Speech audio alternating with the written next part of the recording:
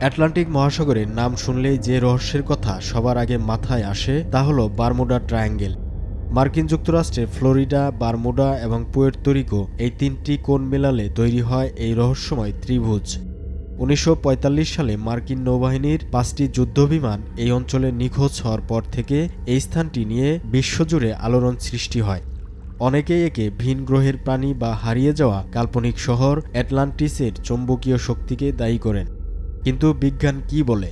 গবেষক এবং মার্কিন কোস্টগার্ডের মতে বারমুডা ট্রায়াঙ্গেলে দুর্ঘটনার হার পৃথিবীর অন্য যে কোনো ব্যস্ত সমুদ্র পথের মতোই স্বাভাবিক। এখানে হঠাৎ তৈরি হওয়া শক্তিশালী ঝড়, বিশাল ঢেউ এবং পাইলটদের দিক নির্ণয়ের ভুলের কারণেই দুর্ঘটনাগুলো ঘটেছিল। অর্থাৎ এটি কোনো অলৌকিক রহস্য নয়, বরং প্রকৃতির তীব্র রূপ এবং মানুষের ভুলের বাস্তব প্রতিফলন মাত্র।